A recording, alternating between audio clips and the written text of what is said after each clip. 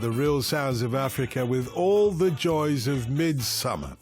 To welcome us once again to another World Football Phone-In this morning. We're talking football in Asia and South America and players from over there playing in our leagues. Representing Asia, we have our northern soul, Johnny Duerden. Johnny, good morning. Good morning, Dustin. How are you today? Very well, thanks very much. Are you in Malaysia? No, I'm in Seoul at the moment, in northern Seoul. Oh, right, of course, that's where you should be. Yeah. I'm literally in North Seoul, so it's... even better, even better. Yeah, so that is why you have that Brazilian shirt name, and it suits you appropriately. The shirt is fitting better than it's ever fitted for you tonight. Even though you put on a little bit of weight, it's still fitting nice and nice and nice, very tight. But for the other side of the world, we've got Tim Vickery, the Legendinho. Tim, are you still losing weight? Is that Legendinho shirt a little bit too baggy for you now that you've gone in your slimline mode, as it were? Yeah, a little bit. It's a bit kind of rent-a-tent at the moment, but I might have to pile on the pounds because show off. I'm a bit jealous with this midsummer stuff you're coming up with. We're the other end of the wheel. We're midwinter. We've just had the shortest day, so it's dark by about 5:30 or something like that, and it's a bit cold and it's a bit miserable. But have you lot had your heat wave now? Yeah. Well, so you've enjoyed your boogie nights. Yes, we've enjoyed our Brazilian nights. That's what you're trying to say, yeah. Okay. It's gone now, always and forever. For any mind-blowing decisions, not sure about that. Hold it for me. I'm on my way back in about 3 weeks. So can't have do another that, one mate. there? It doesn't Can we work get on like the groove that. line again? Well, then? we asked you to hold that Brazilian summer. You never do it, so we can't do it for you either. Anyway, lots to talk about. Guys, this is from Michael in Middlesbrough. In your respective regions, is there any public resentment regarding the amount footballers are paid? Johnny?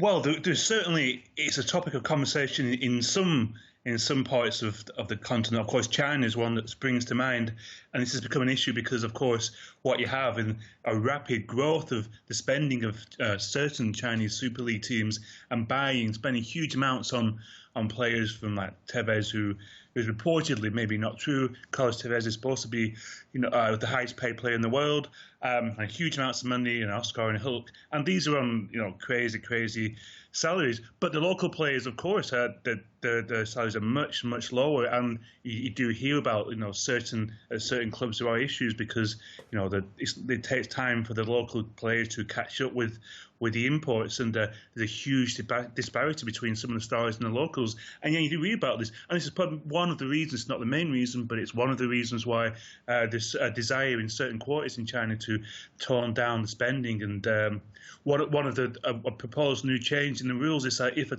team spends a lot of money on a high-profile foreign player, they might have to pay what they call a transfer tax, and pay the same amount of the transfer fee in a tax that will go to youth development in the country, which really could ramp down spending in certain quarters.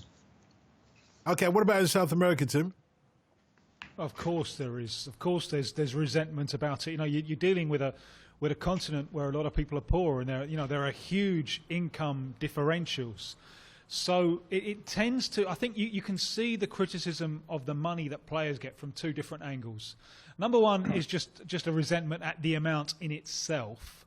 Number two is a kind of more snobbish thing. It's like, how are these people who don't have an academic background, who come from the wrong side of the tracks, how are they earning so much money? It was very interesting. I mean, we've got the Confederations Cup going on at the moment. And 4 years ago, when we had the Confederations Cup here, it was absolute journalist heaven. It was all my dreams come true. There was just so much going on, as well as the tournament on the pitch.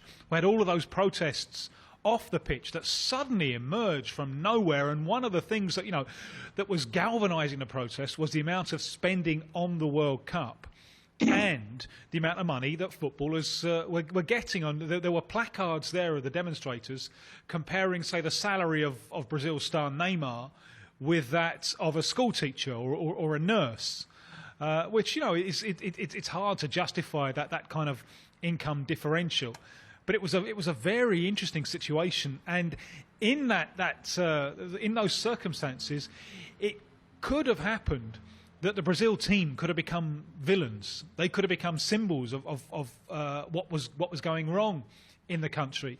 Instead of which, and here we have to pay a little bit of tribute to David Luiz. And David Luiz, I think he's a son of school teachers and is an intelligent lad and a well brought up lad. He was the first one to kind of build a bridge between the team and the fans.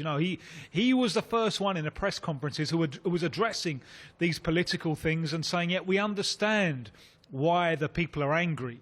And what you got from that was a bond between the public and the team. You remember that when the national anthem music stopped before the game and the fans and the players carried on singing it a cappella.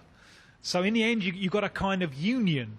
But it could have turned out differently, and one of the reasons for that was resentment at the amount of money that the players are paid. You say, of course, Tim. You say, of course, but why, of course, given that a lot of these players, as you know, are earning loads and loads of money? As Johnny was saying, Carlos Tevez earning more money per week than any other footballer in the world, apparently, and a lot of them are bringing back that money to their homes, to their relatives, and boosting up the economy in their small way, in a sense. If this was Africa, I'm not saying that people may not be jealous that you've got more money, and some people will try and rob you of that money, as JJ Okocha found to his cost.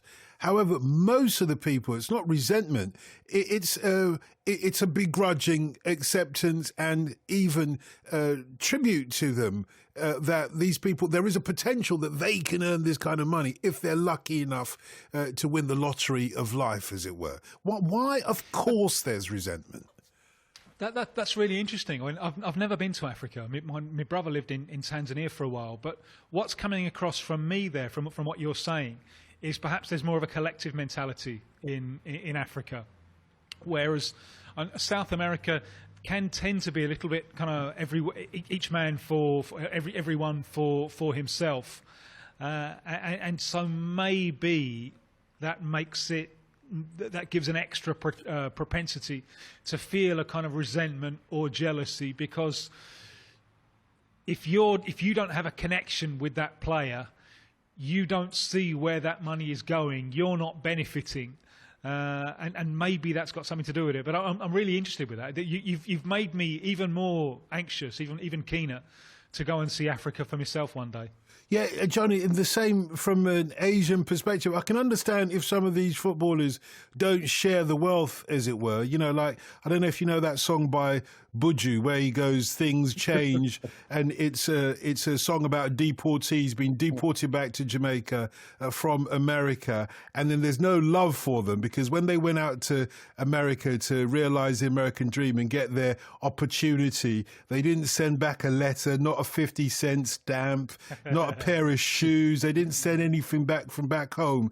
So when they come back being deported, Buju's saying, you wretch you, you forgot about us. You forgot about us back home when you were living the life. Do you know what I mean, Johnny?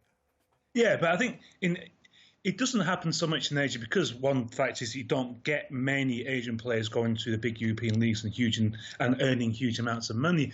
But, for example, I think when Park Ji-sung went to Manchester United, and of course he was well paid, and if it was ever an issue of his salary, it was more of a sense of pride of, wow, look how much our players getting paid in England. And so I think, and in China it would be the same, I'm sure, if a Chinese player went to England or France, Italy, wherever, and getting paid well. Certainly in the beginning, maybe it became more common. Over the years, maybe it wouldn't be, but certainly in the beginning it would be a source of pride of, wow, they must think he's a really good player because he's getting paid these huge amounts of money. I think people would be quite happy about it. Yeah, caught up in the world of the rich and famous, yeah? Let's speak to, first of all, let me tell you that you can join in the conversation on 08085 909 693. That's 08085 909 693. Talking generally football, of course, specifically Asia and South America players. We know they're playing in our leagues. But any questions with regards to the beautiful game and the regions that it's played in are most welcome. Yeah, so Mick in Greenwich, in the People's Republic as it was, Mick. Good morning. Good morning. Hello. Hello, Dolly. Well, hello, Dolly. It's so good Nice to have you back where you belong. Yeah, I think there's a slight delay on the line. I apparently was in tune, but you were even worse than me, Mick. That's a first. Something. That's you're telling me. Anyway, good to have you back. Well, speaking of music, Dalton, Yeah. what's Tim Vickery's 2 favourite pop groups? Oh, let me guess now. Is one of them Bananarama? No. Okay. And if not Banana, Shawadi Wadi? No. No. Pop. Okay. One is from the 60s and one is from the 80s. Oh, yeah, Tiny Tim from the 60s, obviously. Tiny Tim. No. No? God, I'm not doing well on this, am I? We could be here all night, mate. Do you just want to tell us? Freddie and the Dreamers. Oh, I like it. Yeah, I did like that. Yeah. They were made for me. Yeah. I do like that. And his 80s group, Yeah, what's the 80s one? Go on. Luan. What? Luan? Luan. No. You mean as in Rio? Rather than As in Rio? Yeah, or even Union of the Snake. Okay. But So, he doesn't get it, Tim. I know, I do get it. I Luan. do get it. I didn't think that was as funny though. He doesn't know who Luan is, so I think Yeah, that's the I did. problem. Yeah, well, yeah. I don't know who Luan is, but Duran, basically, yeah. Luan, Yeah, girls on film and all of that. Yeah. I get it. Yeah. I get it. Not as good as Freddie. It wasn't as good as Fredgie and the Dreamers. It wasn't as good. I'll give you a 2 out of 10 for Luan, but Fredgie and the Dreamers got an 8 from me, anyway. What did he get from you, Tim? That's. I'll give it 5. You give it 5. And what about you, Johnny? Johnny, Fredgie and the Dreamers? Well, it took me a while to get it, to be honest. So that's I asked it was for average 6. Yeah. 6. Do you remember when Freddie and the Dreamers turned into a TV star and doing all sort of like Freddie kids Garrity telly? was a TV star. Yeah, he did lots of kids TV stuff. You know, it was basically Good on him. he was the original kind of like Chuckle Brothers kind of thing, if you know what I mean. And he was good. For me. Okay. Everybody We've already said your singing is even worse than mine this morning. No. So what is your question, Mick? What is your question? What's your question? Go ahead. It's for both of the panel. World football. I'm going to read it out in the style of question time. I've got it in front of me here. World football rule makers are to consider a proposal to reduce each half of a game to 30 minutes in a bid to prevent time wasting with the clock stops when the ball goes out of play. Do the panel think this is a good idea? What do you think, Mr. Dimbleby? Well, that is a good question, mate. Question time, extra time. Tim, do you want to take it first? Oh, you're not going to tell me to leave? No, hold on. We'll get the answers. Hold on a second. Okay. Go on, Tim. Okay. Well, if this really was question time, then someone in the audience would have something irrelevant that they urgently want to contribute, wouldn't they? No, I'm opposed to this idea, and because I think that rather than cracking down on time wasting, this will end up legitimising time wasting, because since you are definitely going to get your 30 minutes of game time, that gives a team carte blanche to time waste. Because the point of time wasting is not only to run down the clock, it's to interrupt the flow and the rhythm of the game. And what this does, what this will do, is legitimise that effort to interrupt the flow and the rhythm of the game. Because the offending side, the side who are wasting time, can point to the fact that we're going to get 30 minutes of actual game time anyway. So what's the problem? Well, the problem is that football is all about flow and all about rhythm. And when you're under pressure, when your team is under pressure, you're defending a lead. What you really want is to keep breaking up the game with stoppages. And this thing legitimises it because it more or less says, no, it doesn't matter. We'll just stop the clock. You will get your full 30 minutes. But what you will not be able to get back, what you will not be able to recuperate is the rhythm of the flow of the game. And this, I feel, is something which will only legitimise time wasting. But, Johnny, as much as Tim says that, look, we know how football gets dreary when the time is wasted. And what Mick's point is shouldn't it be run like the American game systems? You know, whether it's American basketball or American football, they have their 1 hour, and that 1 hour generally, apart from the last couple of minutes when it's sort of like a lame duck game, as it were. Generally, though, that 1 hour is action packed. You know, whether however many stops and starts you have, it's action packed. We see the best of the game in that time because everybody's trying to win it. Yeah, I think Tim's point is about the flow of the game is everything, and you just don't have that in American sports, which is why it's great. You can go make a cup of tea when you're watching baseball and American football, and you don't miss anything because you know you've got 5 minutes. I mean, the flow of the game. I've always been quite open to the idea of rule changes in football and technology coming into the game, but at the FIFA Under-20 World Cup, where they have video-assisted review, and I saw it for the first time, I did feel that at times it really did impact on the flow of the game. There's lots of times in the game where just the players stood around waiting for 1 or 2 minutes for the referee or the people watching the videos to talk to the referee, and then he makes the decision about what's happened. And often it just didn't work. And I think in this case, it's probably better to try and use existing laws in a better way to reduce time waste as much as possible than bring in, a set amount of time. I mean, even in places like Korea and Asia, they've had big drives to try and have over an hour of playing time when the ball's on the field. They've been pushing that for a few years now. It works to a certain extent, but I think it's trying the flow of the game, as Tim said, is all important. If you mess with that, you say that, but the flow of the game is interrupted when you kick the ball out of touch, for example. That messes up the flow of the game. If you keep kicking the ball out of touch, it's frustrating, isn't it, for the spectators, for the opposition team as well. It's frustrating. You mess up the flow of the game. That's the point that you're making, Tim, that people use that time wasting or whatever it might be that Mick's talking about. People use that to break up the flow of the game. On the one hand, you're saying it messes up the flow of the game. On the other hand, it says, well, you're allowed to break up the flow of the game. Which is it? Well, it's going to get worse. And the thing which is really in vogue at the moment, which is driving me mad in South American football, is the team that's defending a lead or a favourable position, the goalkeeper feigning injury. Because if the goalkeeper feigns injury, the game has to stop. And with this proposal, all right, the goalkeeper can do that as many times as he likes. It doesn't matter. Because, all right, you just stop the clock and you have that time added on at the end. And so you're just saying to the goalkeeper, anytime you want to do that, anytime, there was once a goalkeeper who went down with cramp, for crying out loud. He didn't really have cramp. You don't get cramp if you're a goalkeeper. It's not going to happen. But he was just trying to interrupt the flow of the game. Now, what this rule change is saying is, all right, he's allowed to do it. It doesn't matter. He can do it because the clock will be stopped and the flow of the game will be interrupted. It legitimises cheating as far as I'm concerned. I got cramp falling out of bed this morning, but that's another story. Mick, what'd you say? I think that's a great answer. I never thought about it like that. You're absolutely right, Tim. That's why you're getting paid for this and I'm not.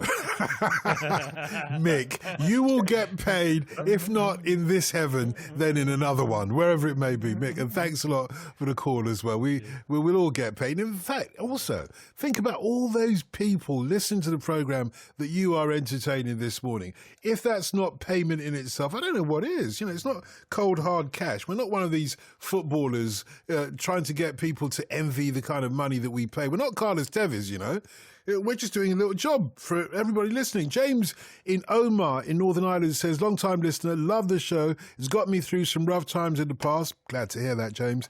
Hope things are better. Now, my question for the panel is, from their respective regions, what match from the pre-television era, this is going to be a hard one, do they wish they could have watched or attended in person? Also, what influenced their choice? Johnny, do you care to go first?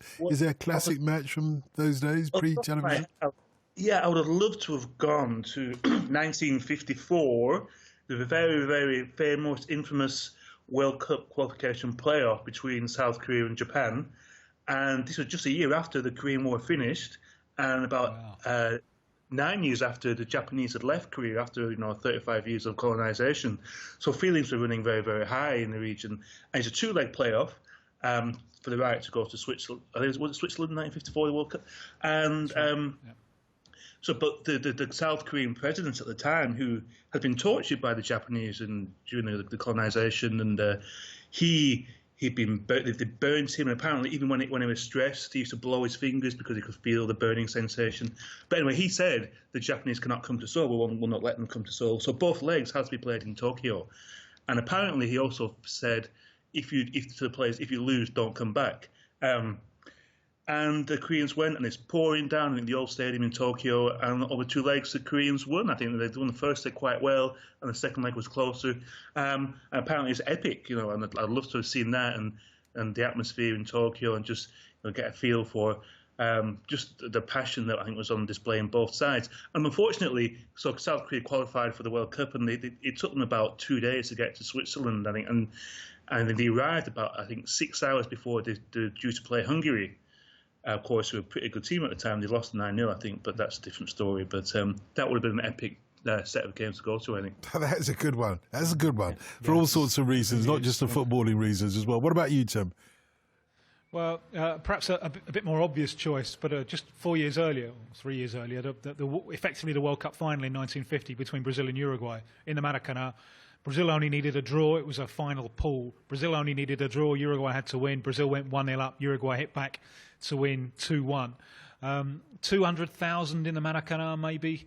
It was a great game, and 2 really, really good sides. And both of these sides could really play. And that kind of time period, late 40s, early 50s, it's a golden age for South American football. There is so much, and from the Brazilian point of view, there is just so much on that game. It's the game where Brazil are going to announce themselves to the world.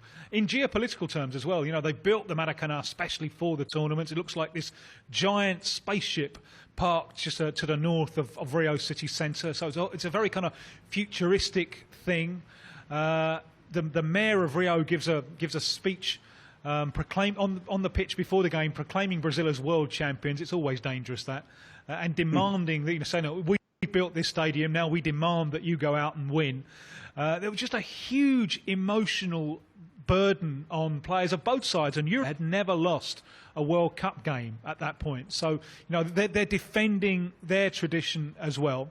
One thing that really makes me love this game is that afterwards, for years and years afterwards, it was such a powerful experience for those who'd been on the field that the players really shared a bond of friendship. They used to meet up like every year or every 2 years. There's none of them left now. They've all gone. They've all left us. But for me, it was it's a great.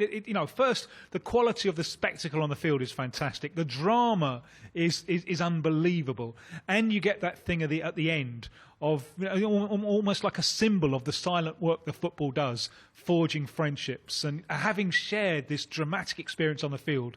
The 2 sets of players had lifelong respect for each other and were friends until the end of their days. So there's just a few little film clips of it, quite badly filmed.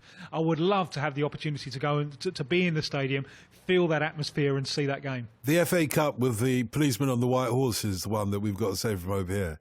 Wouldn't you have liked to have 23. been? Oh yeah, wouldn't you have liked to have been in that crowd? West Ham and Bolton. There are so many spectators in attendance that some of them have to kind of stand on the edges of the pitch. That would have been one. That would have been a great one.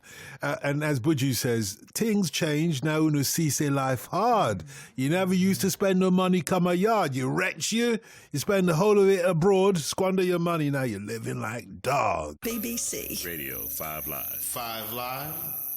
This is BBC 5 Live, available on the BBC iPlayer radio app. Up all night with Dotun Adebayo. Yeah, although like some of those black folks say, this is Radio 5 Live. 5 Live? It's 5 Live. The number to call is 08085 909 693.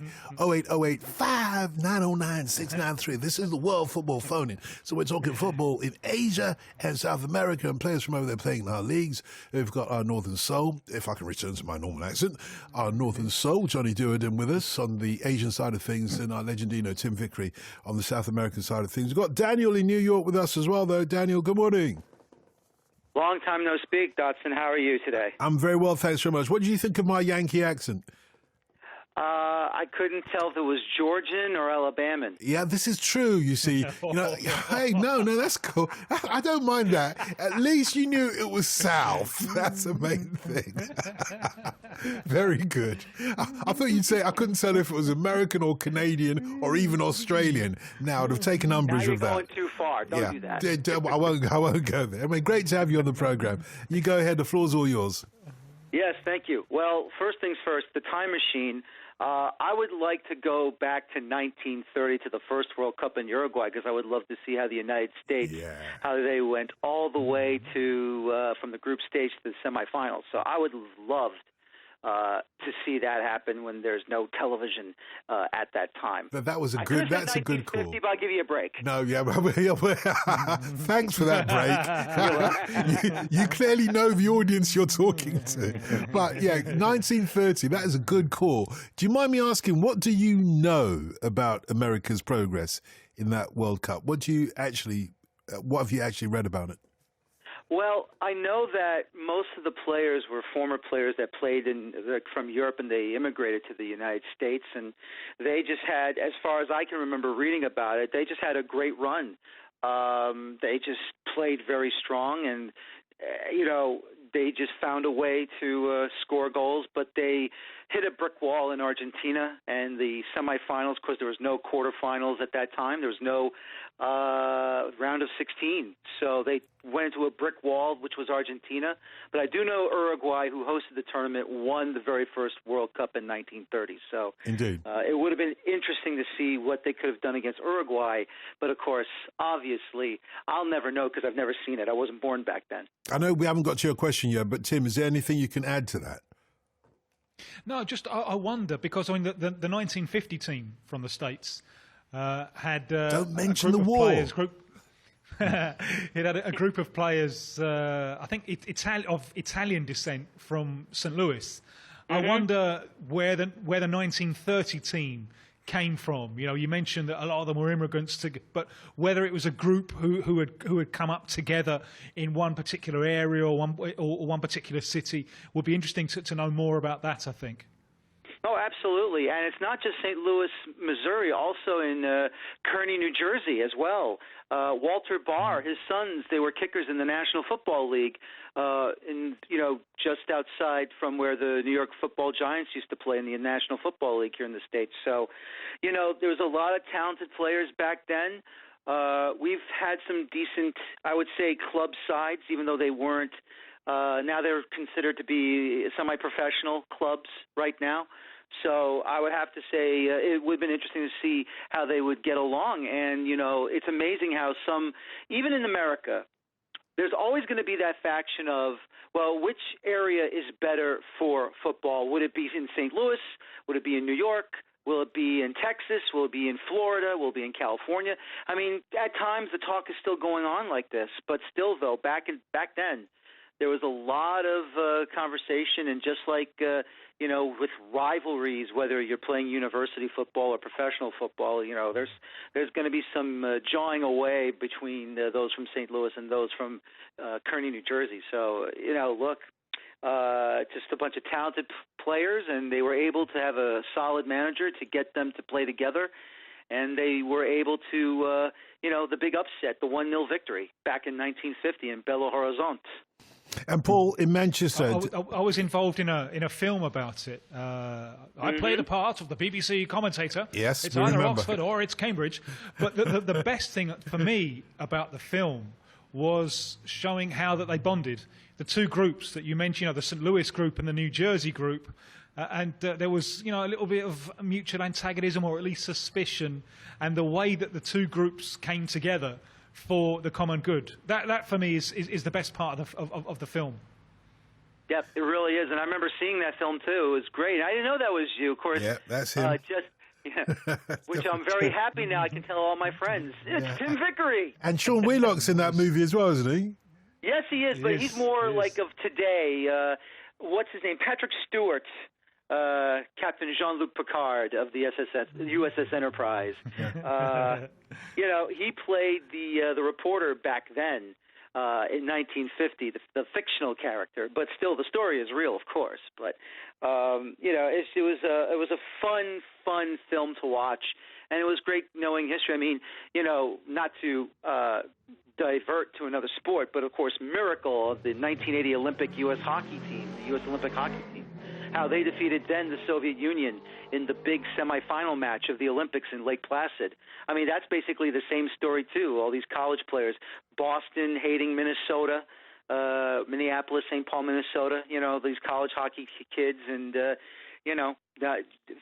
worrying about, the big college hockey championship. Well, he took away my moment then. Yeah, but we're supposed to be here for the gold medal. And they came together. Yeah, of course, college football in America, and I'm not talking about soccer, but college NFL. Well, it's not NFL. College football, let's say, attracts 120,000 people. It does, sometimes yes. It's crazy, yes. Completely crazy. Well, listen, down in the South especially, I mean, the one conference, the Southeastern Conference, the SEC, those are hated rivals no matter what. Tennessee, Louisiana State University, old Mississippi State, Mississippi, Florida, and just so many hated rivalries down there. You might need more than just 45 minutes each half just to get through that one, or 30 minutes each half, I should say, but still. Do you think that would ever happen with soccer as it were in the States, that college soccer would be that big? Here's the thing. College soccer is getting bigger by the year. And while I disagree with the clock going from 45 to 0, counting down, I just think they should just go with how it should be universally. And this whole discussion about should we change the amount of minutes per half or per period, if you want to do 3 periods, 30 minutes each, I just think it's a ridiculous conversation. I think we should just leave it the way it is because, in my opinion, if it ain't broke, then you don't fix it.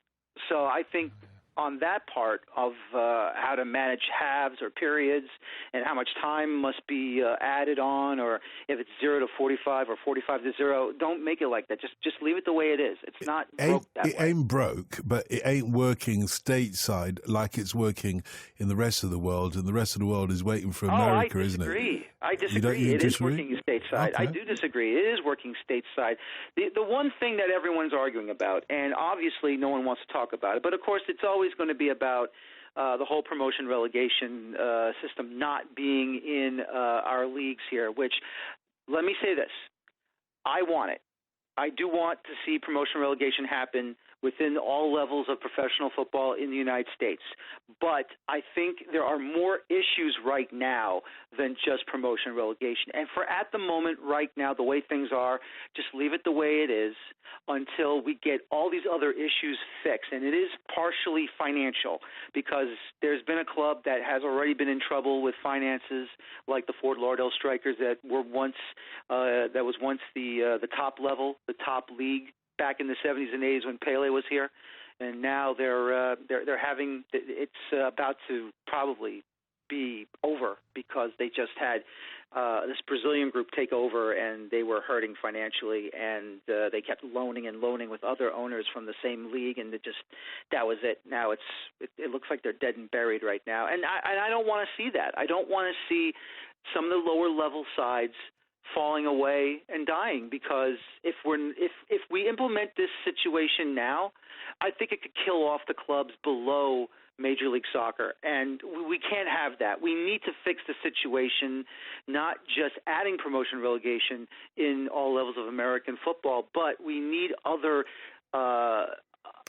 problems need to be solved before we implement that. Until those problems are solved, then we can bring in promotion relegation, and then I think it can truly work. Okay, we'll talk about American football when John Arnold's on next, so make sure you call up then. I'm sorry. No, it's not your fault. It's not your fault. It's totally mine. Right. It's totally mine. But Paul in Manchester has got the same question as you. He says, what's more irritating about the new video refereeing, the utter confusion they cause, or that they still make wrong decisions and miss obvious incidents? You wanted to say something on that, Daniel? Well, I wanted to say this. I thought at times it did work because I like some of the stuff. The only problem I have with it is that just like in any league that wants video replay, whether it's for goals or incidents or even should that be a yellow, should that be a red, let me say the one positive thing. I think the match in the under-20s with England and Argentina, you saw the Argentine kid throw an elbow to the head of one of your kids, and it wasn't called originally. And I said to myself when I was watching it, I'm like, didn't he throw his elbow? And I thought they got that call after video VAR. I thought they got it spot on. But once in a while, and I think this is also with refereeing, and maybe you gentlemen might agree or disagree, how does he interpret the rules, the laws of the game? And I think that's still an issue there. How does a referee, whether he's on the pitch, fourth official, or now a VAR in that room, how do they interpret the laws of the game? And I still think that needs to be worked out. Let's speak to Johnny Duerden, first of all, because you've had a bird's eye view of this. Was it in the Under-20 World Cup, Johnny? Yeah, I mean, I remember the incident. I can't remember the names of the players, but it's England's first game, and there's an elbow, and the player was stopped. And it took actually about 2 or 3 minutes, and the referee eventually sent off the Argentine player. And actually, I agree that I think it was worthy of a red card. But even then, many people didn't think so. And there was a lot of debate about that decision, even after it had been watched time and time again on video. And I kind of agree also that the system got some things right and got some things wrong. But that's just like, well, in that case, why is it better than the referee? I found that sometimes when there's a disputed goal, and then you have to wait, sometimes a minute or 2 minutes, and it takes a lot of the drama and the excitement out of the whole match situation. The ball goes back to the net, and then everyone stands around for a minute or two, and you're not quite sure what's going to happen. And then when the goal's given, it just doesn't provoke the same kind of excitement. And again, conversely, when a goal's disallowed, you stand around for a minute or two, and it's not given, and there's a real sense of deflation. I think when Korea played, I think it might have been Argentina. I think they scored a goal, and then it was rightly disallowed.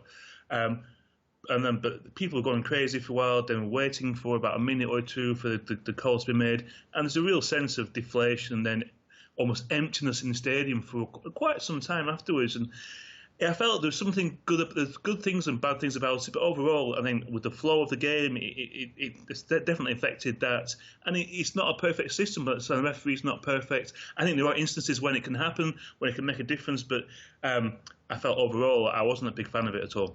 Yeah, Tim, if it ain't broke, don't fix it, is what you were agreeing a moment ago with Daniel. Are you still of that mind with regards to VAR refereeing? I've never seen it as a kind of panacea, as a something which is going to fix all the ills. There's been a kind of like the technology nerds who've really been pushing for it have argued for the video ref as if it's going to solve all problems. I've never agreed with that, and I think I've been proved right, to be honest. It does create problems as well, although I think it's an advance, but it's something that we're going to have to need time to get used to. Now, Daniel's hit on a fundamental point, is that so many of the key decisions are not of fact, they're of interpretation. And something that worries me is that in order to be a referee, you need to be a little bit authoritarian. Because you need to have conviction in the decisions that you are making. Now, you've got two referees. You've got the referee out on the pitch, and you've got the video referee. Where I think this thing has to go long term is I think they have to be part of the same team, working together all the time, in the same way as now happens with referee and linesman, or referee's assistants, as they're now called. And I remember the time, you don't have to go back very far, when they weren't teams. They didn't even have languages in common for World Cups. I'll give you an example. 1974, the World Cup final. The referee there is English, Jack Taylor. He's given two linesmen, who first of all are not linesmen, they're referees. Also, he doesn't have a language in common with them. I think one of them's a Uruguayan. They have no language in common. And so on the fly, Jack Taylor, he had to agree, he had to improvise a system of communication with his linesman. In fact, one player got booked because they had a little system. If something happened off the ball and the linesman saw it, and the linesman deemed it worthy of a yellow card, he would just write the number and the colour of the shirt, and then give this information to Jack Taylor, who then went and booked the player. Now, from today's perspective, that seems absurd because we know that they operate as a team. As a collective, so you get the same referee operating with the same linesman. In the future, I think you will get the same referee operating with the same linesman and the same fella in the video box, because then you're getting both of them singing from the same song sheet because they work together. Both the referee on the pitch and the referee in the video box are following the same interpretation. They understand each other. And I think that long term will be the way to go with this. But in the meantime, this, as well as giving us some advances, it's also going to cause problems. And there are problems with it anyway. And how far back do you take it before a goal? Well, if the player was offside 30 seconds before and so on, how far back do you take it? That will be ironed out in the future. As you know, this technology will improve. It will improve, and it will come to the point where the decisions are made instantaneously. Eventually it will do, and it will come to the point where maybe those decisions might be less open to interpretation, perhaps even. But I think fouls will always be interpretation. Well, not necessarily. Is explicitly interpretation. Yeah, not necessarily. We have video now that can more or less tell you, what the motivation behind something was to a certain extent, don't we? And you can imagine in the future that they'll see that. Well, hang on a second. You'll feed so much information into it as to what a foul is. So many other clips of what a foul is. That eventually, it'll be like a computer game or a chess game that they know exactly what it means straight away. Anyway, we'll wait and see. But I can imagine the technology will take out some of your reservations in the future. By then, would you be happy with it? I felt in the World Cup, two things. As the tournament progressed, more and more, every time a decision went against the team, the players were always telling the referee to check on the video. And I felt, this may not be true, that some referees were using the system to vindicate the decisions that they'd already made, just to check that they made the right decision. And again, and perhaps on a bigger stage, under more pressure, that could be an issue in the future as well. Well, it might be like tennis, that they'll get one chance or two chances in a game to force the referee to check on the video or whatever. Each team will go. That worries me because really? Then I'll tell you why. Because then it gets used as a resource by coaches. And all coaches care about is winning. So let us imagine, we're back again to this issue of interrupting the flow of the game. You're in the last 10 minutes. Your side is winning. You haven't used your challenges. You're just going to use them up in order to interrupt the flow of the game. And that's not the objective of the thing at all. So that worries me a little bit. The way that now sometimes coaches will use substitutions. Last few minutes we're winning. Let's just run the clock down a little bit. Let's have a substitution. You give another resource for coaches to use to interrupt the flow of the game, and I'm not sure that serves the best interests of football. Yeah, well, we'll wait and see. It's not down to us. Anand in New Delhi is here with us, though. Good morning, Anand. Good morning, Dalton. How are you, mate? Yeah, I'm all right. Thanks very much. Boa noite, team. Boa noite. How you doing? Hi, John. How are you, mate? I'm fine, thank you. How are you? I'm doing good, mate. Tim, I agree with you on so many things, but on this technology thing, you're making too many inferences, mate. And probably John probably have noticed well. I've seen this technology used in a very similar game, and let's be honest. In football, there are issues over three things: the red card, penalty, and an offside goal. These are the three things. And if we can limit to, say, one challenge per game to one team, and it has worked absolutely well in hockey, where the team just get one chance, you ask for one trick, and then that's it. So referee can ask on their own, but players are not, allowed to ask. So that technology, I think, will work in the scenario. This hockey example is interesting. I know nothing about hockey, so I don't have that experience. That's a very interesting one to throw into the mix. Thank you for that. Two challenges in the start. They tried with two challenges in the start, and it happened what you suggested, that when the team has left with two challenges, they generally used to ask for one, say, because they just want to take a chance. But it will develop. We as even referee will start interpreting like it happened in, say, cricket. In cricket before, off spinners never used to get a LBW because everybody used to think that the ball hit the pad outside the off stump. But once the technology starts showing that in these scenarios the ball is hitting the wicket, then the umpires start giving more outs. So Swan probably owe his career to, say, the technology, because umpires start giving more LBWs to off spinners, which they never used to give. Fair point. And you had a question as well, Anand, yeah? Yes. Tim, you always ask about, stress about how radios spread the game to Brazil. So I'll just give you an example regarding India. When we were kids, we used to watch local football a lot on television, and football was hugely popular in India, say domestic football, local football. So you have local derbies which used to have 110,000 people in a stadium in Calcutta. So a lot of us grew up watching the domestic football.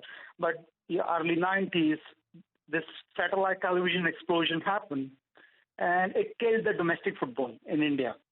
In a sense, everybody stopped watching the domestic football and everybody moved to.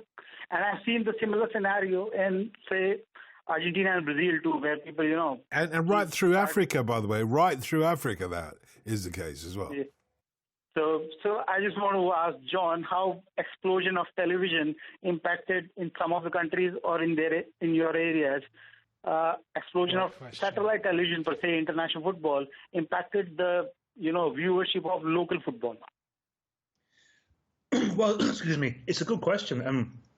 I think the issue is bigger in Southeast Asia, where where English football has been historically quite popular. But I think in the 70s and 80s, in places like Singapore and Malaysia, you could watch the occasional English game.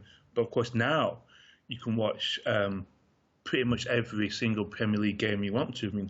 You can watch Burnley play Sunderland if you're that way inclined. Well, not anymore, of course. In Hong Kong, the same. You can watch every single English game. Declare an interest. I was going to say that. You beat me to it, yeah. It's completely random.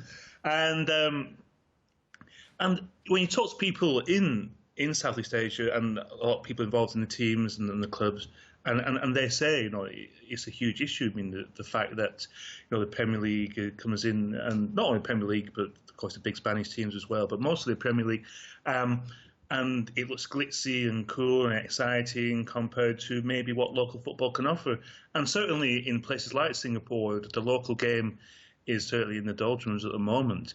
I'm not sure how much of that can be attributed to the popularity of the European and English football. I do think sometimes it's used as a convenient excuse to mask other issues. But certainly, if you go, if the timing is right, let's say if the early kick-off in England, if you've got Liverpool and Manchester United playing, the two biggest teams, I think, in Southeast Asian terms, and you can go in Singapore and look around the bars and the cafes, and there's a lot of people watching. There really is. But if it's a local game on TV, it's just not the same. I've actually been to games in Singapore, and you come out of the stadiums, and there's a few hundred people in the stadium. You come outside, and people in Chelsea shirts and Liverpool shirts will laugh at you for going to a local game. So I think it is an issue. How big an issue, I don't know, but it's certainly the English Premier League is very popular. And I don't know how long it will stay that way, but certainly it's encouraging that in Thailand, I think last season, for the first time for a long time, more people watched the local league on TV than the English Premier League, which was very encouraging from a local point of view. But in some parts of Asia, especially Southeast Asia, it's a huge issue. Yeah, George and Kent is throwing this one at you, Tim. Day after day, night after night, Ronaldinho struck nor goal nor motion, as idle as a painted ship upon a painted ocean. Now, you know where that's from, don't you? No, you're the one with a literary degree. No, go on, have a guess. Have a guess. No, I'm going to have to ask the university students. Cape of Good Horn, yeah? Come and have a quick guess. Come on, quick. No, I'm out of oh dear. World Football Phone-In this morning is on football in Asia and in South America, and players from over there playing in our leagues. So in Seoul, in fact, in northern Seoul, yeah, you get it, we have our northern Seoul. I love that. In North Seoul, we have our northern Seoul, Johnny Duerden. Taking care of any questions you've got on Asian football and players from over there playing in our league. And in somewhere in Rio, let's just put it that way, we've got our Duran expert, Tim Vickery, the Legendinho. Southern Rio. It doesn't kind of work. Northern Seoul, Southern Rio. It doesn't kind of work. If you had said in the legend of Rio, it would have worked. But you can't. So leave it at that. And more importantly, you can't tell. This is amongst the most famous lines in English literature. Think about it. Yeah, but I know where I am with me Freddie and the Dreamers. Yeah, I know you do. I know you do. But we're raising the game this morning. There are millions. Yeah, I failed. Millions of young students. Some of them English students, who are counting on you to not let the side down tonight. Think of the words painted ocean. Well, I remember Julie Ocean by the Undertones, but that probably doesn't help us very much, does it? No. As idle as a painted ship upon a painted ocean. No, it's a gorgeous phrase, but I haven't got a clue where it comes from. Unless it comes from Bring on the Empty Horses by David Niven. Gosh. Johnny, would you help him out? Please? Well, I've just Googled it, so I can't really. I better not. Okay, you Googled it. Now, I'm telling you, millions of other people would. Okay, let me try this. Tim, it was a ship that was sailing in your part of the world, yeah? That's the painted ship. Uh-huh. That doesn't help? That doesn't give you a clue?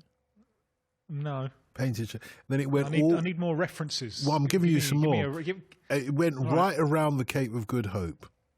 And it was in the doldrums for a long time. Uh-huh. Yeah? Yeah. Was it Robinson Crusoe? Come on. Don't embarrass us up to that level. You can't do that. You can't do that. The sun now rose upon the right, out of the sea came he, still hid in mist, and on the left went down into the sea, and the good south wind still blew behind. The south wind, Tim, blowing behind. But this is the line. I think we're going to have to bring in the video ref to see if that's a penalty or not. Well, yeah, but this is the line. Concentrate on this line. But no sweet bird did follow. No, I don't know. Although, Peter Green's Fleetwood Mac, Albatross, I think it comes from an album called something like Pious Bird of Bad Omen. Thank goodness we got there. Thank goodness we got there eventually. So day after day, we stuck, nor breath nor motion. I was trying to give you the clue with the doldrums there, as idle as a painted ship upon a painted ocean. Now that we've got to the rhyme of the ancient mariner, does George and Kent's little rhyme make sense? Day after day, night after night, Ronaldinho struck nor goal nor motion, as idle as a painted ship upon a painted ocean. That's harsh, actually. That is harsh, isn't it? Isn't it? Cruel but fair, I think. Really? Okay, then. Yeah. And he added that one in as Dotson loves Coleridge, he says. But his real question is, seeing how recreational drugs are such a political issue and how the politics towards it has failed, should rules change towards them during the off-season? Tim? It's a great question. I mean, it annoys me a little bit how the drug issue, that the two entirely different situations are just thrown into the same basket. On the one hand, the drugs that are taken as cheating, in order to gain an unfair sporting advantage, and on the other, recreational drugs that have nothing to do with any sporting advantage and are banned solely on moralistic grounds. It annoys me intensely the way that this debate is muddied by confusion between the two. I certainly think there should be some way of separating the two, because there is only one reason for banning recreational drugs for sportsmen, and that is the kind of moralist thing of setting an example. And John? I mean, are there any recreational drugs that would actually improve a player's performance? I don't know.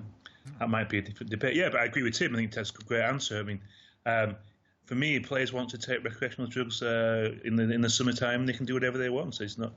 But in the season, perhaps different. But I can't think of a drug that would actually make them play better.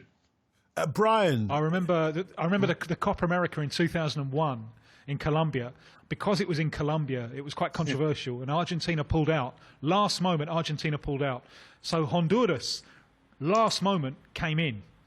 And one of their players, he'd been on holiday, and he obviously hadn't had time to clean himself out. He tested positive for both marijuana and cocaine. So there was no way he was playing in that tournament. I felt a bit sorry for him. Brian in Carlow in Ireland is with us. Good morning, Brian. Well done. You were talking about technology in football earlier on. Yeah. Where the technology should have been used was on the 9th of November, 2009. Declare an interest. I'm talking about Thierry Henry and the robbery against Ireland. Yeah. And Thierry Henry... robbery that was ever... the biggest robbery that was ever inflicted in football anywhere in the world. Okay. Basically, Thierry Henry scored a goal with his hand, did he? He made it. Thierry Henry handled the ball twice and then passed the ball to William Gallas, who scored. That was it, yeah. That was it. Okay. And as a result, Ireland were knocked out of the World Cup. Thanks to cheating by the French. Yeah. And believe it or not, that game should have been replayed in a neutral venue. Of course, maybe.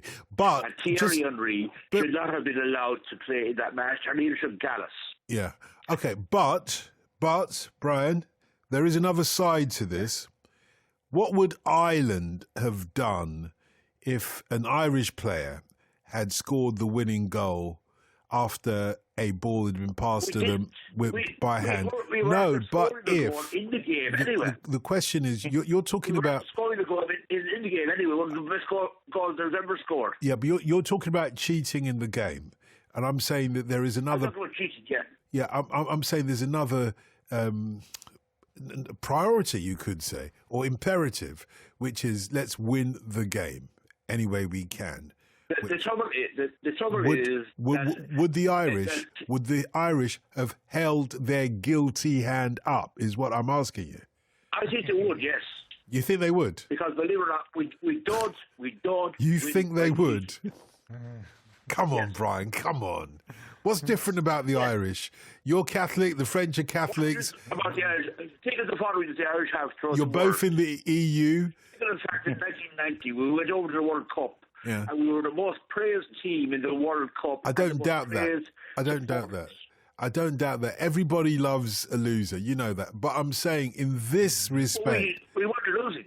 We weren't losing. But when we came back on our heads held high. I don't deny that. Okay.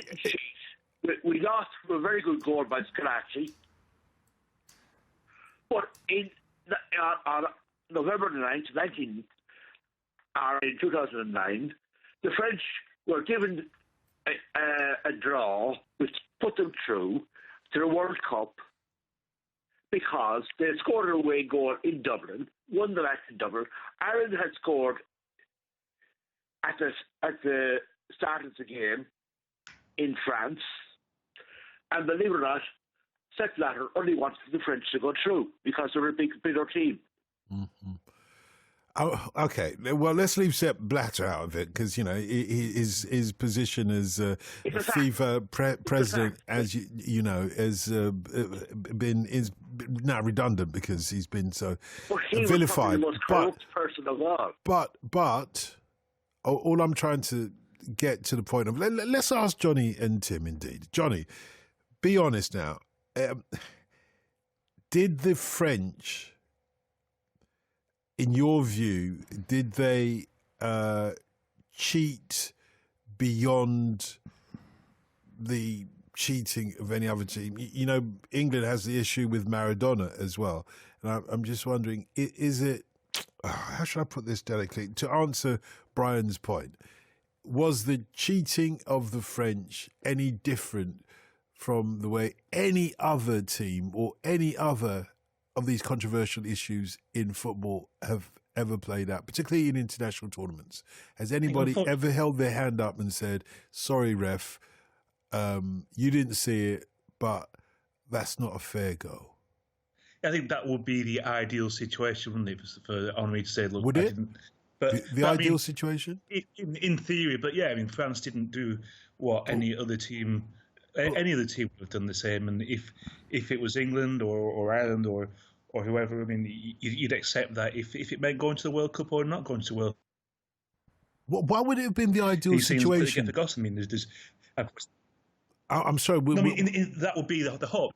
In a utopian situation, the players would say, "Look, that was a handball," but it just doesn't happen, does it? So you can't blame the French for not doing when nobody else does. But whose job is it? Whose job is it? With all these cameras, with all the video refereeing we're talking about, with all the assistant refereeing, whose job is it to hold their hand up or to make that call? It's not the footballer's job. Otherwise, the footballers would be having to hold their hand up every time they tackled unfairly or whatever it might be. And, these unfair tackles in the middle of the pitch can also result in goals, can't they?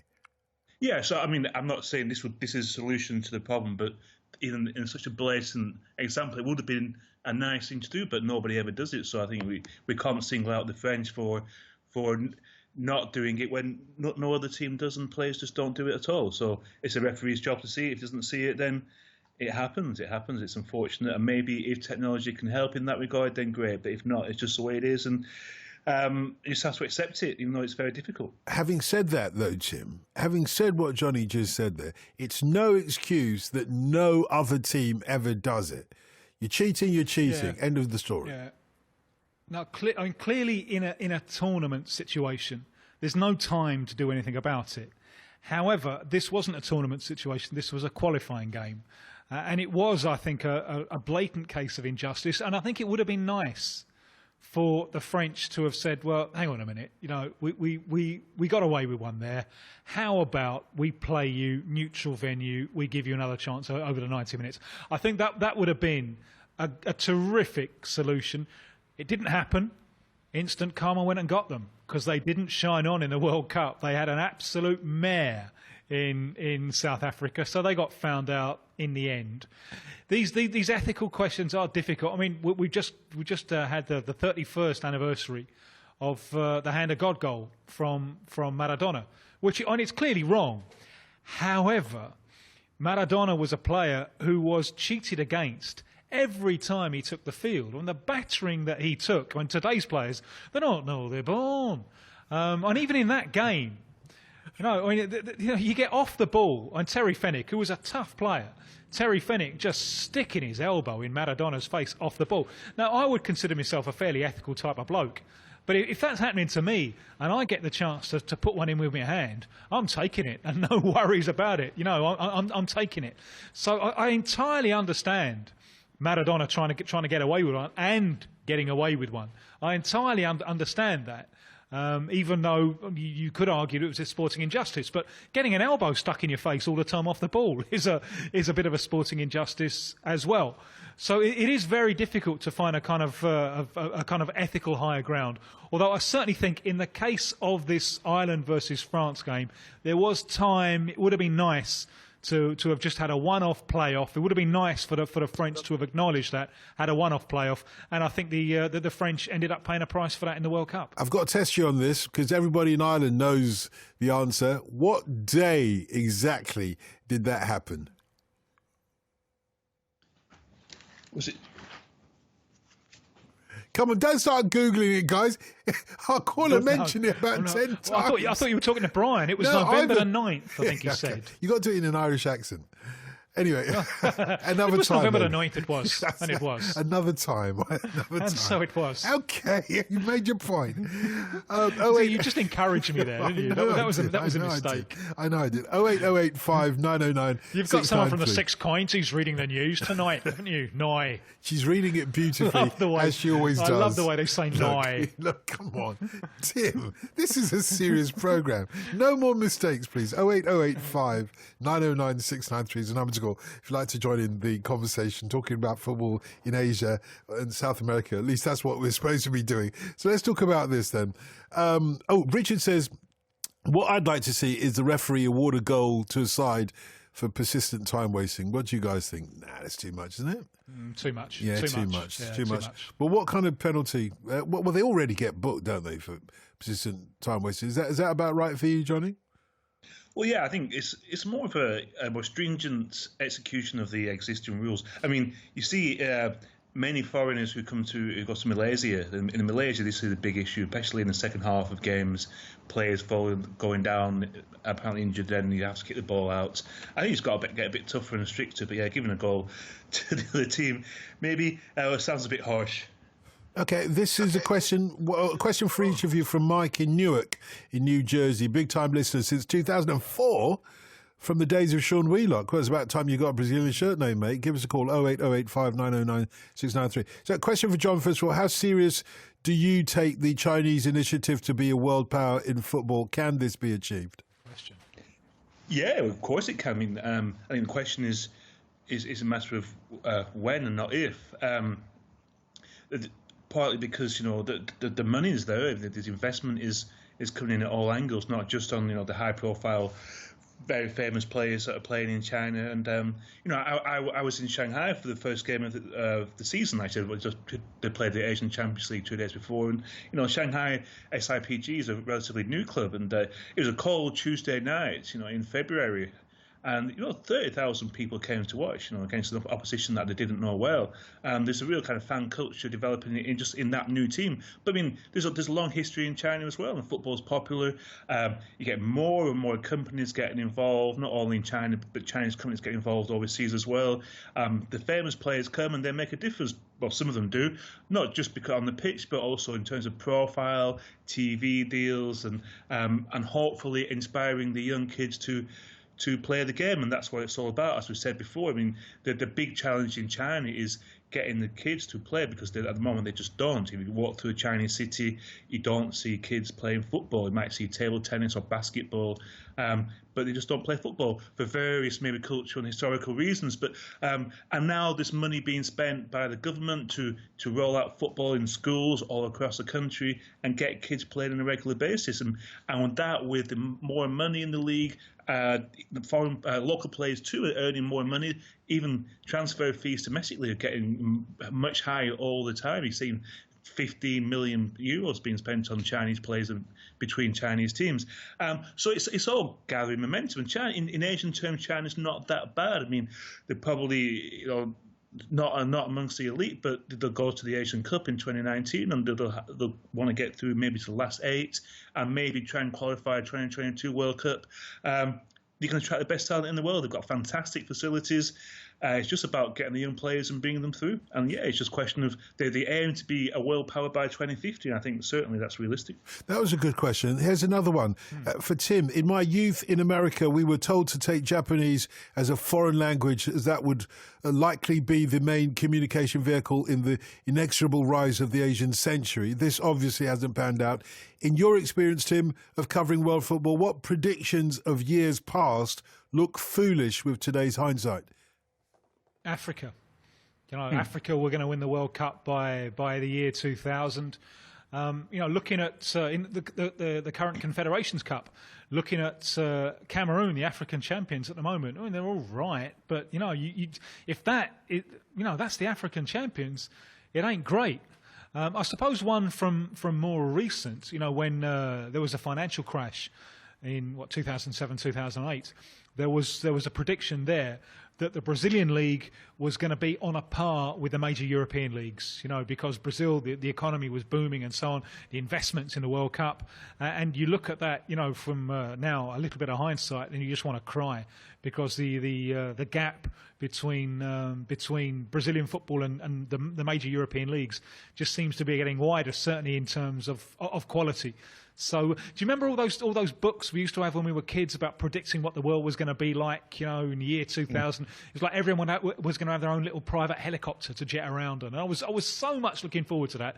But, just because these things are predicted don't mean they're all going to come true. And coming off the back of that, Graham in Vancouver says, how will football evolve over over the next 20 to 30 years? Can the players get any better, fitter, faster? And how will tactics evolve? For example, will longer shots become more of a factor, better in the same way that three-pointers have become a huge part of basketball recently, whereas 15 to 20 years ago, it was seen as a gimmick? Tim first. That's a really good question. It's a difficult one to argue. I think, in general, football will evolve much less than many other things in society, and that's one of the reasons that people love it. Let's take, for example, television. Now, your younger generation don't watch anything like as much of it as previous generations did, and they'll choose what they want to watch when they want to watch it. It's a totally different relationship that they have. So what's the thing that drives TV and becomes even more important to TV? Live sports events, and especially football. You know, I fervently believe that part of the extraordinary success of football in England is, you know, now that England is a kind of post-industrial society, football is a way of getting back in touch with the collective values of industrial society in this kind of atomised technological age. So one of the appeals of football is that it doesn't change that much. However, having said that, it always evolves. And a few years ago, people were predicting the demise of the kind of player like Xavi and Iniesta. And then along came Guardiola and showed that, you know, that kind of player, providing that you're moving the ball quickly, that kind of player is still extremely valuable. So always be dangerous with your predictions. I always prefer to make my predictions after the event because they tend to be more accurate that way round. I think that's why we call you Captain Hindsight, isn't it? Indeed, yeah. We can certainly say that players are going to get fitter and continue to get fitter, and that the technological backup that they receive from the coaching staff, physiological information will be improved. The kind of information, it's difficult to put stats on football. A lot of the past statistics are fairly useless. And one of the leading players at the moment, one of the leading players in terms of pass statistics in Brazilian football is a centre-back, and all he does is just pass to the sides. But because that's a completed pass, he comes out well in the stats. But in terms of actually making a contribution with the ball at his feet, he really doesn't do very much. I think as you know, with so much money in the game and a more broad-minded approach to the kind of backup that stats and technology can give, there will become ways where you can quantify better how the ball is being moved. And so I think that's a direction that football will go down. It'll be less off the cuff, and there'll be more pre-arranged moves because the stats will show that particular way to move the ball is statistically more effective. Yeah, I know that's kind of like about tactics, but be more specific about tactics, particularly about the way that different positions will change. For example, we know now that wingers, the old-fashioned wingers as we know them, essentially wing-backs nowadays, for example. Do you see any of those kind of innovations in terms of player positions happening? Well, I think the big one is not so much to do with formations. It's just to try and get as many players as possible in that zone of the field where the game is taking place. And you look at Chile, and Chile are already trying to do that. They want to play the game in your half, so they'll push both fullbacks up at the same time and then swing the ball out to them long diagonally, and they've got players around them to play quick passing moves. And then when the move breaks down in the opposing half of the field, they've got men there pressing the ball and trying to win it back. Now, at the moment, and we're seeing this clearly with Chile in the Confederations Cup, they can't keep it up for the full 90 minutes. And partly because this is an ageing side. I think in the future, as players get fitter, it will be possible to press better for 90 minutes. So what does the response to that become? The response to that perhaps becomes the revival of the long ball over the top to take as many of those players out of the game as possible. So whatever happens, it's always going to be, in the competitive framework of football, it's always going to be action and reaction. And that kind of dialectic. See, I don't know the ancient mariner, but I can slip in dialectic in the world of football. And you slipped in some some Karl Marx as well. That kind of dialectic will drive the development of the game. So what about Karl Marx from the Legendinho's perspective? What about from your perspective, Johnny? How will the game change, you think?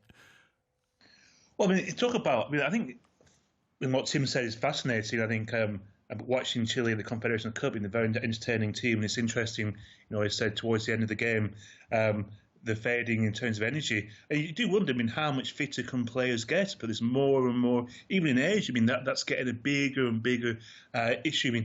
What you see, Jiangsu Suning bought the controlling stake in Inter Milan, and one of the reasons they did that is not just to send their players to Italy and vice versa, but it's all about knowledge transfer, getting these Italian coaches and nutritionists and sports scientists to come to China and really help the Chinese build the side of the game, where the gap can be maybe closed quite quickly. So this is an issue, I think, certainly in Asia, is trying to at least catch the big nations in terms of fitness and off-the-field facilities. In terms of tactics, Asia tends to follow, but I think certainly the games will get faster and faster until people find a solution. And as Tim says, there's going to be reactions to every action. Jan in Aberdeen says, in light of all the issues being exposed with Qatar in the last few days, last couple of weeks actually, with regards to possible corruption in the banking world with Barclays, Saudi accusing them of supporting terrorism and slave labour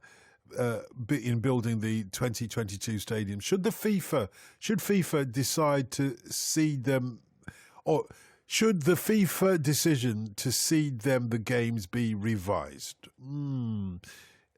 Johnny? No, I don't think so. There are issues, of course, at the moment. For me, Qatar is not an ideal place to have the World Cup because it's not a very exciting place to go and visit, unfortunately. But I think it's good that the Middle East has a chance to host this competition. And unfortunately, I think the big selling point of the Qatar World Cup was it would be a tournament for the whole region to get involved in.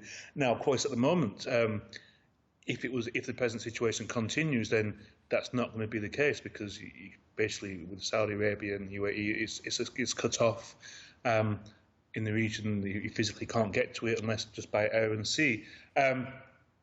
But there's been issues with these countries for years and years. Of course, that this is an unusual situation that it's gone this far, but perhaps it'll get sorted out sooner rather than later. But it's going to be have to wait and see. I think this causes a lot of problems for the World Cup, and we'll have to wait and see what happens in the political field. But I still feel that it's good for the region to have the World Cup, and even though Qatar was dismissed as a country without any football history, it's not going to be the most exciting place to visit, I think. But still, I think it's good that the West Asia can have the World Cup in its backyard, and hopefully things will get sorted out. So at least, FIFA and I think the Qatar organisers were hoping that a lot of the foreign fans will come from Saudi Arabia and UAE, especially Saudi Arabia. You get millions from who can go and watch their team perform in the World Cup, and hopefully they will get that chance. Let's take another call. 0808 5909 693. Ian in Coventry. Good morning. Morning. Good morning. How are you? Very well, thanks very much. I must warn you that Tim Vickery does a Coventry accent. I doubt if he'll be able to answer. There isn't really a Coventry accent. Well, it's a black country accent, isn't it? Well, they don't speak like that in Coventry. That's more Birmingham, the Coventry. Okay. And Birmingham people will say about Coventry. No, they haven't really got an accent that lot there. That's right. We're neutral. We're neutral. In your ears you may be, but for me that sounds black country to me. Anyway, what do I know? Go on, Ian. Well, basically, just to confuse you even more, I'm ringing up about Glasgow Rangers. Well, now I know that I do a good Scottish Nigerian accent, if that's all right. Well, the family's Scots, you see, so it kind of goes with the blood. Our new manager, Pedro, it's difficult to pronounce, but we think it's Chiesina. That works for me. Yeah. He's a Portuguese fella from who apparently was quite a big noise in Mexico, and we've just signed a few players from Latin America, and I just wondered if they'd hit the radar at all. Colombian striker Alfredo Morelos was one of them, and then we've just got two more. A bloke called Pena and another one called Herrera. Yeah, Tim, can you enlighten us on those? A little bit, yeah. On Morelos, the Colombian, I saw him play 2.5 years ago for Colombia at under-20 level, and he really didn't show anything at all. Now, subsequently, after just a handful of games in Colombia, he went to Finland, and that's where he's been ever since. So I haven't seen anything of him since. Didn't impress me at under-20 level, which is never definitive. Players can develop. And people from Finland have been telling me that he's been doing well, but they think going to Rangers is a step up. And Mexico isn't my region, and Mexico is North America. Indeed, the journey between Buenos Aires and Mexico City is further than London and a number of cities in India. It's a long, long way. It's a different hemisphere. But I have seen Hullit Peña, Carlos Hullit Peña, nicknamed after Ruud Gullit because physically looks a little bit like him, and his side were in the Libertadores, South America's Champions League, 2 or 3 years ago. So I got a good look at him, and I liked him very much. He's physically imposing. He's got some dynamism about him. He can work box to box, and there's a little bit of quality there. So if he's maintained his level, I think Gullit Peña could be someone to shout about. Yeah, does that work for you, Ian? Yeah. What about Herrera? Have you heard anything about him? No, don't know him. I can plead the not my region thing on that one. Yeah. No, fair enough. No, well, I mean, let's face it, after the roller coaster time we've had over the last 5 years, who knows? Maybe a bit of Latin spice is what we need. Oh, I like that. I like the way you said that. Yeah, why not? Bring in some spice. Why not? They could do that up in Glasgow, couldn't they? A couple of years. I think he was in Qatar not long ago in the league in Qatar. I think he did okay, but Al Gharafa, I think, usually quite a successful team where the fans expect a lot of success. But I think he didn't win the league, and there were some complaints of being a little bit defensive-minded. But he didn't last too long, but then nobody ever does in that part of the world anyway, so it remains to be seen what he does in Glasgow. Sorry, which of the players were you talking about? Because we lost you at the very beginning. The new coach, manager, Pedro Caixinha. Oh, right, the coach. Well, hopefully that's some information from you, for you, Ian, that might be quite good, yeah, about the new coach. Thanks very much. Sorry, Ian? Sorry? Thanks a lot. Thank you. Pleasure. Cheers. Gosh, Bye-bye. Yeah, thanks very much. We're talking at cross purposes now. Sometimes it's like that with the phone lines, because, well, we know this, don't we, from talking to Africa every now and then, at least in the days before we were talking to South Africa, which seems to have its act sorted out. Good morning, all. Sorry if this has been asked before, but how is the FIFA Confederations Cup viewed in your respective regions, and how far do you think the countries from your regions will progress? That's from Amin, also known as Bean Coutinho. Johnny first? Well, it depends really, usually who's representing the region. But yeah, it's seen as quite a big deal. I quite like the Confederation, the Confed Cup. It's a good idea to have a mini tournament in the host nation a year before the World Cup. But Asia hasn't done very well at it for a while. I think 2005 maybe was the last time a team got to the semi-finals. But yeah, Australia doing this year means Australia kind of doing okay. They lost to Germany and drew with Cameroon. They have to beat Chile, I think, to have a chance of going through to the semi-finals. But Australia, they're preparing more for 2 vital World Cup qualifiers in August and September. They play in Japan in end of August, and again, probably they might have to win. I certainly can't afford to lose. So it's about getting the tactics right for that, and also trying to get decent competitive action against top quality opposition. One concern for Australia that they do have is that they lost all 3 games in the World Cup in 2014, and they've got 1 point from 2 games so far. So kind of in 5 games on the global stage, they haven't won any in recent times. So they'll be really looking to get something against Chile I think it's on Sunday. And Tim, I know it's a big deal over your side as well. You mentioned a couple of times. It is, yeah, it is. Perhaps becoming a little bit less of one, certainly for Brazil, because Brazil won it 2005, 2009, 2013. Didn't do them any good come the World Cup. I like the tournament as well. I learned to like it 4 years ago, and it's a nice kind of bite-sized tournament. It's it's relatively easy to follow, and there clearly is merit in having a rehearsal for the World Cup a year before. I don't think we're not going to get one in 4 years' time because of the timing of the World Cup in Qatar.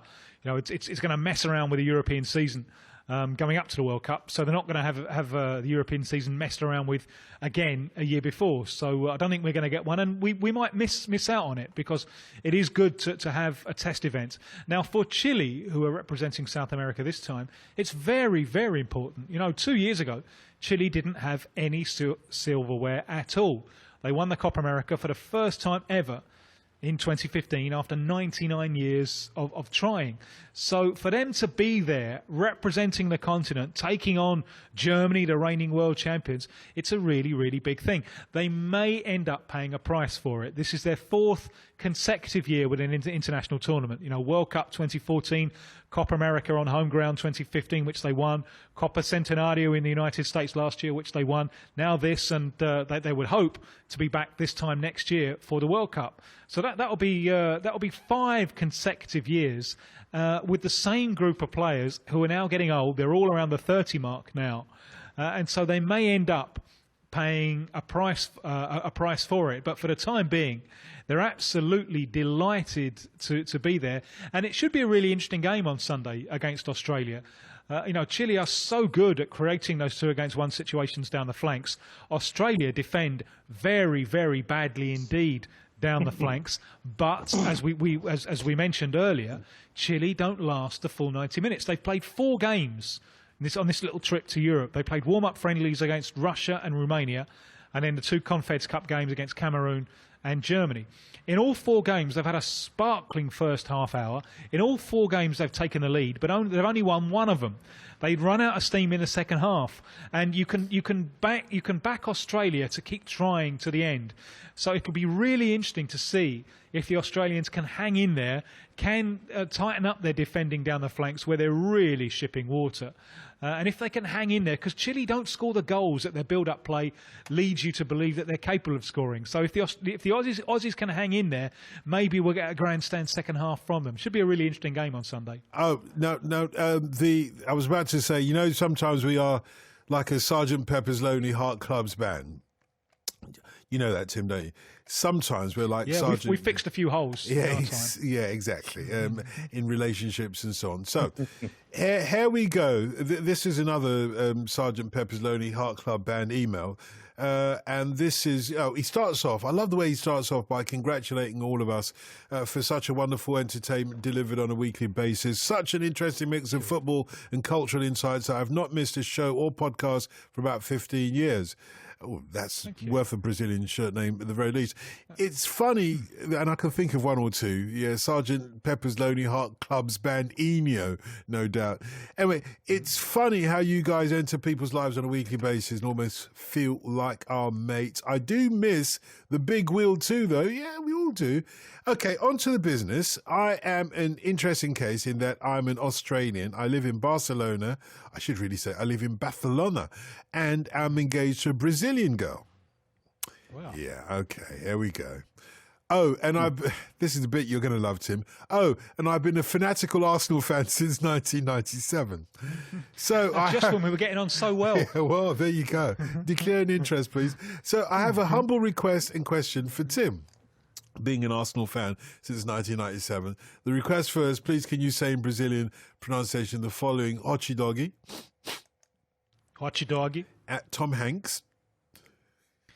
Tommy Hanks. Tom Hanks. I knew I shouldn't have asked for that. Very good, good, Tom Hanks. How about mint? Mint? Yeah, mint. Minch. Johnny Depp? No, you can't do it. Johnny Depp. You can't do a great deal with Johnny Depp. You can find better ones, I think, than Johnny Depp. Yeah. How about Angelina Jolie? Angelina, yeah, I'm tempted now to grab a stepdaughter. One of my stepdaughters to just wander through and make her say Angelina Jolie, but please do. She's heavily pregnant and okay. But she can still say Angelina Jolie if she wishes. If she wishes. Yeah, perhaps when she comes back, I'll ask her. Okay, now let's get back. I hope he's got a question here because we started that and it hasn't been too interesting. So well, it's been a bit fun. Over the years with my fiance, we've laughed often at her random, at least to an English speaker's ear, pronunciation of many words in English. And now here's the question. What team in Brazil, you're going to love this one too, what team in Brazil is the equivalent of Arsenal?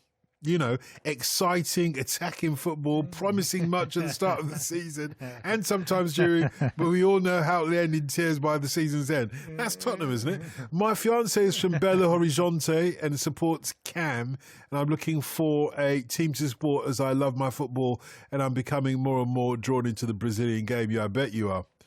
So that's from Cameron, who is in Barcelona. Yeah, a Brazilian Arsenal equivalent. The team I name, I'm now going to have to cheer against on a weekly basis. So this is quite a big call for me, Yeah, of course it is. Yeah. But get on with it. Yeah. Well, all right, then we're going to have to go red and white, aren't we? We're going to have to go red and white. I've got no alternative. So I'm going to go with Internacional of Porto Alegre, who've just been relegated for the first time to the second division. It could happen to you too, Arsenal. Yeah, yeah. And do you want to give us a team that play in claret and blue over your side, Johnny?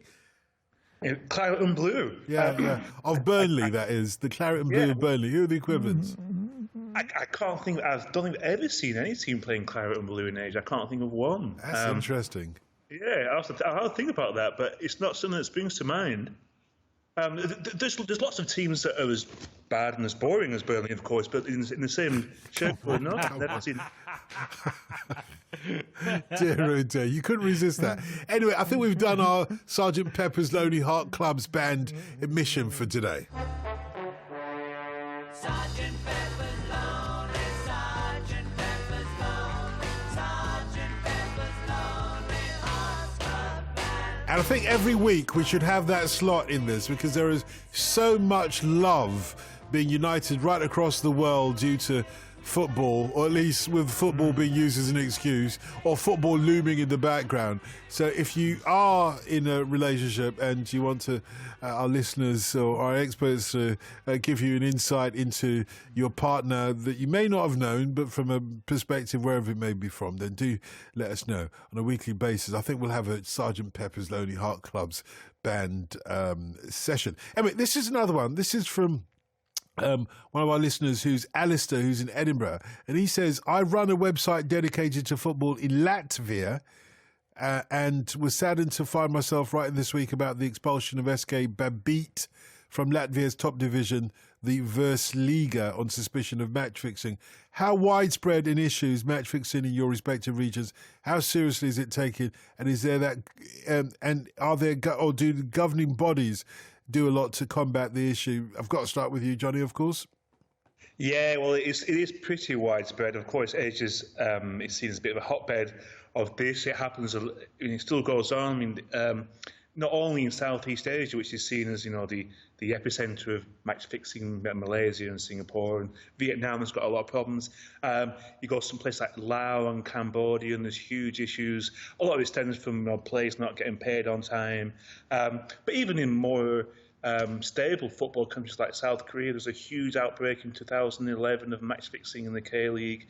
The current Asian Champions League holders, Jeonbuk of South Korea, were not allowed to enter this year's competition because they were found guilty of bribing referees back in 2013. And it's a regular news comes out, and you hear about it all the time. China had a huge problem in the past, and they went draconian in sending officials to prison for years and years, and it certainly helped to an extent. But there's always rumours and suspicions there too. I think in the recent times, the Asian Football Confederation's got a bit stricter about this and takes it more seriously. And expelling Jeonbuk from the Champions League was a big step, and one that took a long time to happen, but it did. But yes, it's still a big problem. And also the perception of it as well. You still get it where if a player makes a mistake in certain parts of Asia, people will just assume that it's due to match fixing. Yeah, Tim? Well, it clearly happens, and from time to time you'll get a big scandal. I know there was a huge one in Brazil in 2005 when it was revealed that a couple of refs had been nobbled, so they were trying to produce results. That ended up with a lot of games in that year's Brazilian Championship having to be replayed. My favourite detail from that particular scandal is that there are times when the referee was receiving to manufacture a specific result and he couldn't do it. He wasn't able to do it. So even with a bent referee, he wasn't able to ensure that Team A beat Team B. So football ended up being stronger than even a bent referee. Many times it's kind of brushed under the carpet. We get occasional scandals when it really comes out. And in recent times, there's been talk of like Russian money or money from Johnny's part of the world manipulating things in, for example, like second divisions. Leagues that are a little bit off the beaten track. There's also annually there's always a big issue here where clubs who are in trouble towards the end of the season will pay, or there'll be efforts to pay. It's called, it's perhaps not the nicest term, it's called like white bribery, when you give an incentive. When you're competing for a title with someone, and they're playing a team who have no real interest in, it's end of season for them, and you pay that team a little bit extra to get a result, and the ethics of that tend to get discussed every year as well. Yeah, it's a shame that we don't have threepenny bits anymore when you're talking about bent referees, because then we wouldn't have to keep repeating bent referee, bent referee, bent referee. Eric Cantona has come into the conversation because Martin in Northampton thought that I was quoting Eric Cantona at the top of the hour with the Ancient Mariner quote. Remember his nautical references to Indeed, sardines and everything. Yeah, exactly. Yeah. Not a bad shout there, not a bad shout. This as well from one of our listeners who is James in Windsor, who says, firstly, I'd like to thank you and all your guests for the show over the years. I was trying to actually work out exactly how long I've been listening to the phone-in and believe it to be around 12 years, which is 40% of my life. Oh, I'm sorry. I'm sorry. You'll never get that 40% back. Exactly. Unfortunately, 100% of which have been the podcasts, which I mainly listen to on my drive to work or in the gym. I've only ever emailed one time before. This was about Luciano Civelli joining my team Ipswich Town back in 2009. My question for Tim is, what is he doing now? Is he fully recovered from his horrific knee injuries? And as a self-professed son of the world football phone-in, I also have a sub-question for John. So we'll hold on the sub-question, but very quickly, Tim, what is Luciano Civelli doing now? Well, the big knee injury, it kind of really wrecked his career, which was unfortunate because there was a good player there. Waiting to get out. I think he went back to Banfield in Argentina, who were just in the fight for the Argentine Championship recently. But I don't remember him getting a regular game. So, John, this is the sub-question. I watched Tokyo Verdy when I was over in Japan back in 2010. Can you tell me about the history of the club, how they do now? Well, Tokyo Verdy, when the J League started back in the early 90s, Tokyo Verdy, one of the giants of the league, and they're winning titles early on. But the star has fallen somewhat, and they're not the team that they used to be, and have fallen down the leagues. I mean, the biggest team now in Tokyo is FC Tokyo, but Verdy are not the force that they were, unfortunately. Bill in Queens in New York, Tim, wants to know about if there'll ever be an end to the constant rearranging of the Argentine league structure, and do the locals miss the old 20-team Apertura and Clausura as much as I do? Well, I think there will be, but that has to do with the bigger context of South American continental club football. And the Libertadores, the Champions League, it's been extended now, so it starts the end of January and it goes through to the end of November. Now, the problem is coming up. The problem is the transfer window. What the Argentine clubs would prefer is a Libertadores that starts in August and goes through until May. And so you don't lose the best players, as we're about to. We're about to lose some of the best players right when we reach the business end.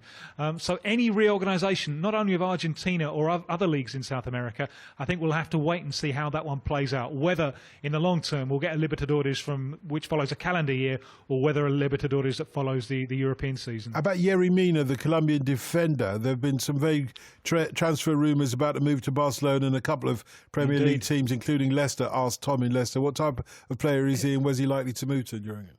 Giant centre-back, cleans up in the air, keeps it simple on the ground, Colombian international. Amazes me that he's not in Europe already. And Maradona's hitting out at which directions?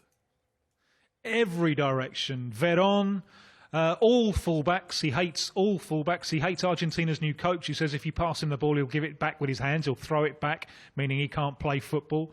Veron, he thinks, should be organising the team for England and not for Argentina. Yeah. And he had a go at Dani Alves. He said he plays in a part of the field where there is no football. He's declared war on fullbacks internationally. And very quickly, the new Southampton coach sounds rather like the old Manchester City coach.